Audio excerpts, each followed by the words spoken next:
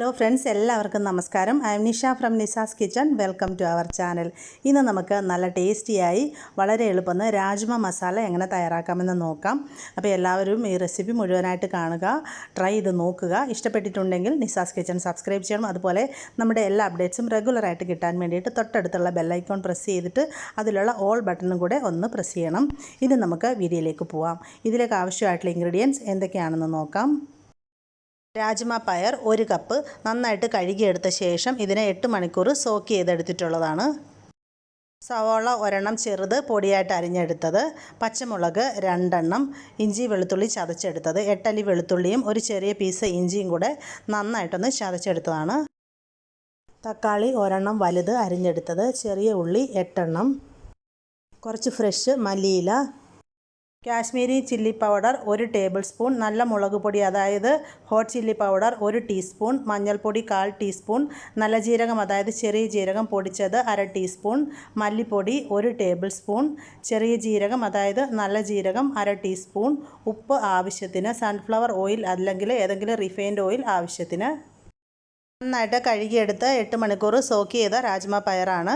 അപ്പോൾ സോക്ക് ചെയ്ത് കഴിഞ്ഞപ്പോൾ ഇതിപ്പോൾ അത്യാവശ്യം നല്ല വലിപ്പം വെച്ചിട്ടുണ്ട്. നമ്മൾ സാധാരണ പയറിനേക്കാളും ഓൾറെഡി കുറച്ച് നീളവും വലിപ്പവും ഒക്കെ ഉള്ളൊരു പയറാണ് രാജ്മ പയർ. ഇനി നമുക്കിതിൻ്റെ പ്രിപ്പറേഷൻ എങ്ങനെയാണെന്ന് നോക്കാം. രാജ്മ പയറിന് അത്യാവശ്യം കുറച്ച് വേവുള്ളതുകൊണ്ട് ഞാനിപ്പോൾ കുക്കറിലാണ് വേവിച്ചെടുക്കാനായിട്ട് പോകുന്നത്. അപ്പോൾ കഴുകി സോക്ക് ചെയ്ത രാജ്മ പയർ കുക്കറിലേക്ക് ഇട്ട് കൊടുക്കാം. നമ്മൾ 1 കപ്പ് രാജ്മ പയറാണ് സോക്ക് ചെയ്തെടുത്തത്. അപ്പോൾ നമുക്കൊരു 1.5 കപ്പ് വെള്ളം ഇതിലേക്ക് ഒഴിച്ചു കൊടുക്കാം.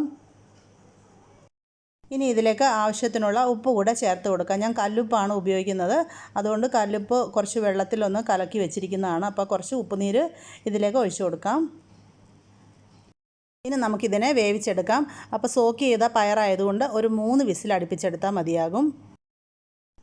ഞാനിപ്പോൾ ഒരു 3 വിസിൽ അടുപ്പിച്ചെടുത്തു. അതിനുശേഷം അതിൻ്റെ പ്രഷറൊക്കെ പോയതിന് ശേഷം കുക്കർ തുറന്നാണ്.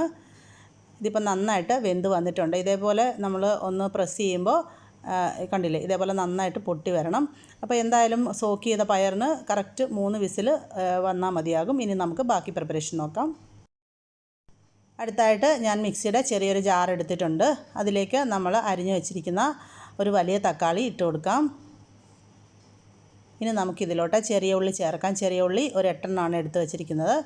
അതും ഒന്ന് കട്ട് ചെയ്തിട്ട് ഇതിലേക്ക് ഇട്ട് കൊടുക്കാം. ഇനി ഈ തക്കാളിയും ചെറിയ ഉള്ളിയും കൂടെ നമുക്ക് നന്നായിട്ടൊന്ന് മയത്തിൽ അരച്ചെടുക്കാം. നമ്മുടെ തക്കാളി ഉള്ളി പേസ്റ്റ് ഇവിടെ റെഡി ആയിട്ടുണ്ട്. ഇതിലോട്ട് വെള്ളമൊന്നും ചേർക്കണ്ട, അല്ലാതെ തന്നെ തക്കാളിയുടെ വെള്ളം കൊണ്ട് ഇത് അരഞ്ഞ് വന്നോളും. ഇതേപോലെ നന്നായിട്ട് അരച്ചെടുക്കാം. ഇനി മാറ്റി വെക്കാം ഇതിനെ. ഞാനൊരു നോൺ സ്റ്റിക്കിൻ്റെ പാൻ സ്റ്റൗവിലേക്ക് വെച്ചിട്ടുണ്ട്. അതിലേക്കൊരു 2 ടേബിൾ സ്പൂൺ സൺഫ്ലവർ ഓയിൽ ഒഴിച്ച് കൊടുത്തിട്ടുണ്ട്. ഇനി ഇതിലേക്ക് നമുക്കൊരു 1/2 ടീസ്പൂൺ നല്ല ജീരകം ഇട്ട് കൊടുക്കാം. ഈ ജീരകം നന്നായിട്ടൊന്ന് ചൂടായിട്ട് വരണം. ഇപ്പോൾ ജീരകം നന്നായിട്ടൊന്ന് ചൂടായിട്ടുണ്ട്. ഇതിലേക്ക് നമ്മൾ ചതച്ച് വെച്ചിരിക്കുന്ന ഇഞ്ചി വെളുത്തുള്ളി ഇട്ട് കൊടുക്കാം. ഒരു 1 മിനിറ്റ് നമുക്കിതിനെ നന്നായിട്ടൊന്ന് വഴറ്റാം. ഫ്ലെയിം കുറച്ച് വെച്ചാൽ മതി, ഇത് കരിഞ്ഞു പോകരുത്. ഇതിപ്പോൾ റെഡി ആയിട്ടുണ്ട്. ഇനി അടുത്തായിട്ട് ഇതിലേക്ക് നമ്മൾ ചെറുതായിട്ട് അരിഞ്ഞു വെച്ചിരിക്കുന്ന സവാള ചേർത്ത് കൊടുക്കാം. ഇതേപോലെ പൊടിയായിട്ട് അരിയുക സവാള. ഇനി നമുക്കിതിനെ എല്ലാം കൂടെ വീണ്ടും നന്നായിട്ട് വഴറ്റാം. ഈ സവാള നല്ലൊരു ഗോൾഡൻ ബ്രൗൺ കളറായിട്ട് വരണം. ഇപ്പം നമ്മുടെ സവാള നന്നായിട്ട് വഴന്ന് വന്നിട്ടുണ്ട്. ഇപ്പം ഞാനിതിനെ ലോ ഹീറ്റിലോട്ട് മാറ്റിയിട്ടുണ്ട്. അതിന് ശേഷം 1/2 ടീസ്പൂൺ മഞ്ഞൾപ്പൊടി ചേർക്കാം. 1 ടീസ്പൂൺ എരിവ് കൂടിയ മുളക് പൊടി ചേർത്ത് കൊടുക്കാം. ഇനി ഇതിലോട്ട് 1 ടേബിൾ സ്പൂൺ കാശ്മീരി മുളക് പൊടി ചേർക്കാം. അതിന് കളറ് കൂടുതലാണ്, അതേസമയം എരിവ് കുറവായിരിക്കും. ഇനി ഇതിലോട്ട് 1 ടേബിൾ സ്പൂൺ മല്ലിപ്പൊടി ചേർക്കാം. 1/2 ടീസ്പൂൺ നല്ല ജീരകം അതായത് ചെറിയ ജീരകം പൊടിച്ചതും കൂടെ ചേർത്ത് കൊടുക്കാം. അപ്പോൾ നമ്മൾ ഇതിലോട്ട് എല്ലാ മസാലപ്പൊടികളും ചേർത്തു. ഇനി ഇതിനെ ലോ ഹീറ്റിൽ വെച്ചിട്ട് നന്നായിട്ടൊന്ന് വഴറ്റിയെടുക്കാം. ഇപ്പോൾ കുറച്ച് ഡ്രൈ ആയിട്ട് തോന്നുന്നുണ്ട് ഞാനിതിലേക്ക് 1 ടേബിൾ സ്പൂൺ കൂടെ സൺഫ്ലവർ ഓയിൽ ഒഴിച്ച് കൊടുക്കുന്നുണ്ട്.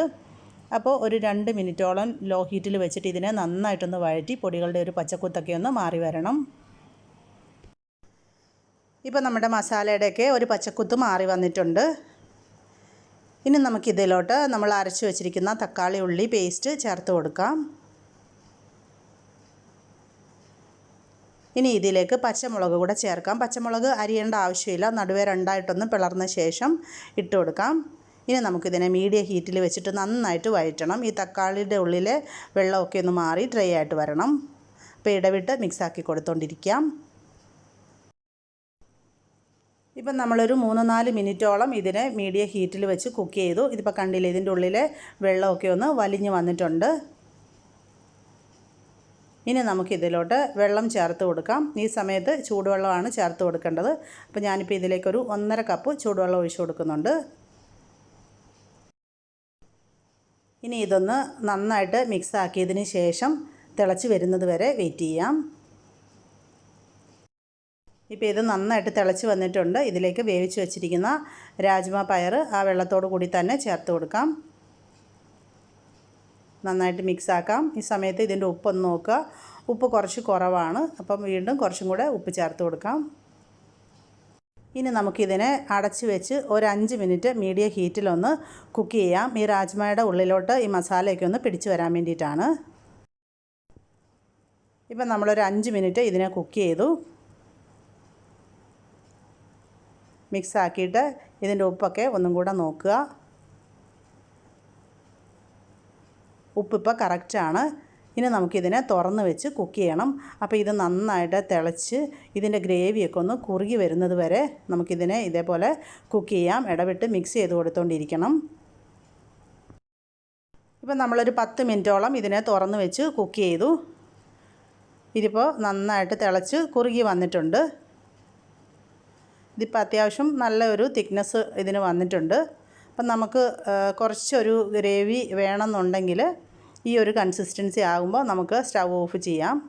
അപ്പം ഞാൻ കുറച്ചും കൂടെ ഒന്ന് കുറുകി കിട്ടാൻ വേണ്ടിയിട്ട് വീണ്ടും ഇതിനെ ലോ ഹീറ്റിൽ വെച്ച് കുക്ക് ചെയ്യാൻ പോവാണ്. ഞാൻ വീണ്ടും ഒരു 5 മിനിറ്റും കൂടെ ഇതിനെ ലോ ഹീറ്റിൽ വെച്ചിരുന്നു. ഇപ്പോൾ ഇതിൻ്റെ മസാലയൊക്കെ നല്ലൊരു ബ്രൗൺ കളറായി വന്നിട്ടുണ്ട്. അപ്പം ഇതിൻ്റെ ഉപ്പൊക്കെ ഒന്ന് നോക്കി ഈ സമയത്ത് കറക്റ്റ് ചെയ്യുക. ഇനി ഇതിലേക്ക് നമുക്ക് കുറച്ച് മല്ലിയില ചേർത്ത് കൊടുക്കാം. ഈ സമയത്ത് ഞാൻ സ്റ്റവ് ഓഫ് ചെയ്തിട്ടുണ്ട്. കുറച്ച് ഫ്രഷ് മല്ലിയില ഇട്ട് കൊടുക്കാം. മല്ലിയില ഇഷ്ടമില്ലെന്നുണ്ടെങ്കിൽ നമുക്ക് കറിവേപ്പില ചേർക്കാം. നന്നായിട്ട് മിക്സാക്കി കൊടുക്കുക. ഇനി നമുക്കിതിനെ സെർവിങ് ഡിഷിലേക്ക് മാറ്റാം. നമ്മുടെ അടിപൊളി രാജ്മ മസാല ഇവിടെ സെർവ് ചെയ്യാനായിട്ട് റെഡി ആയിട്ടുണ്ട്. അപ്പോൾ ഞാൻ കുറച്ച് ഫ്രഷ് മല്ലിയിലയും കുറച്ച് സവാളയും കൂടി ഒന്ന് കട്ട് ചെയ്ത് ഇതിൻ്റെ പുറത്തിട്ട് ഗാർണിഷ് ചെയ്തിട്ടുണ്ട്. അപ്പോൾ നമ്മളിത് കഴിക്കുമ്പോൾ ഈ ഒരു പച്ച സവാള കടിക്കുന്നതിനൊരു പ്രത്യേക ടേസ്റ്റ് തന്നെയാണ്. ചപ്പാത്തിക്കും പൊറോട്ടയ്ക്കും ഒക്കെ പറ്റിയ അടിപൊളി കറിയാണ്. എല്ലാവരും ഇതൊന്ന് ട്രൈ ചെയ്ത് നോക്കുക. ഇഷ്ടപ്പെട്ടിട്ടുണ്ടെങ്കിൽ മറക്കാതെ നമ്മുടെ വീഡിയോ ഷെയർ ചെയ്ത് കൊടുക്കണം. അതുപോലെ തന്നെ എല്ലാ അഭിപ്രായങ്ങളും അറിയിക്കണം. മറ്റൊരു നല്ല വീഡിയോയുമായിട്ട് വരുന്നത് വരെ എല്ലാവർക്കും നന്ദി, നമസ്കാരം.